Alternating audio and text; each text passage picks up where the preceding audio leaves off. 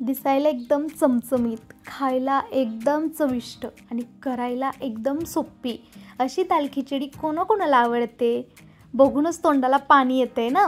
आता मी बनवलेली दाल खिचडी तर आमच्या घरात सगळ्यांनाच आवडते. चला तर मग आपण बघूयात दाल खिचडी कशी बनवायची. इथं मी तूर डाळ आणि मूग डाळ या दोन्ही डाळी समप्रमाणात घेतलेल्या आहेत. अर्धी वाटी तूर डाळ, अर्धी वाटी मूग डाळ. इथं मी दोन फुलपात्रे इंद्रायणीचा तांदूळ घेतलेला आहे. इंद्रायणीच्या तांदूळाला वास खूप छान असतो आणि सोबतच तो चिकटही असतो, त्यामुळे दाल खिचडीसाठी हा मला खूप छान वाटतो. आता दोन्हीही स्वच्छ पाण्याने धुवून घेऊन कुकरला शिट्ट्या करून घ्यायच्या. फोडणीसाठी घेतलेला आहे चिरलेला लसूण, मध्यम आकाराचा बारीक चिरलेला कांदा, टोमॅटो, कढीपत्ता, मिरची. सोबतच काही खडे मसाले घेतलेले आहेत. त्यामध्ये वेलची, एक चक्रफूल घेतलेला आहे, मिरी, लवंग, दालचिनी, जिरे आणि मोहरी. सोबतच कलर येण्यासाठी हळद, चवीनुसार मीठ, सुहानाचा किचन किंग मसालाही घेतलेला आहे आणि एव्हरेस्टचा गरम मसाला घेतलेला आहे. इथं मी बटरही वापरणार आहे आणि तूपही वापरणार आहे. इथं आपली डाळ तांदूळ शिजलेली आहेत. आता आपण फोडणी देण्यासाठी कढई गरम करून घेऊया. कढई गरम झाली की त्यामध्ये बटर ॲड करून घ्यायचं.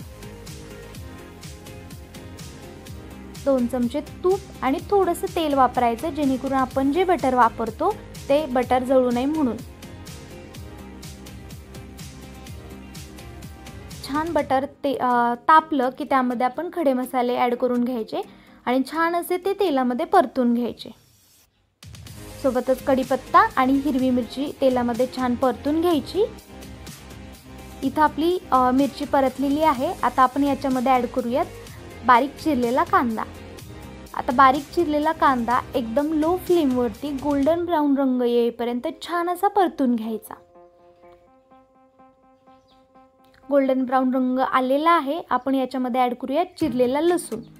आता चिरलेला लसूण छान असा तेलामध्ये परतून घ्यायचा, जेणेकरून त्याचा फ्लेवर पूर्ण तेलामध्ये उतरला पाहिजे. छान असा परतलेला आहे. त्यामध्ये आपण ॲड करूया टोमॅटो. टोमॅटोचा छान असा गाळ झाला पाहिजे.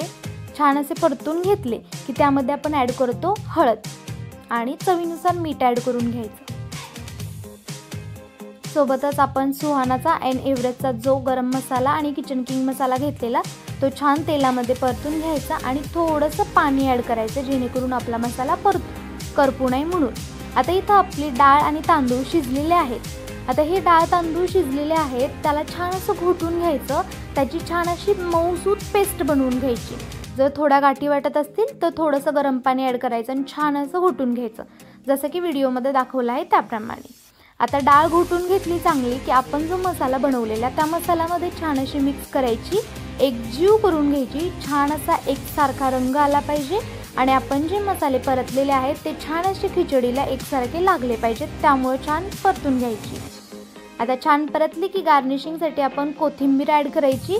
2 चमचे तूप वापरायचं, जेणेकरून आपली खिचडी मऊसूत राहते. वरून थोडंसं बटर ॲड करायचं आणि थोड्या वेळासाठी खिचडी छान अशी आटू द्यायची.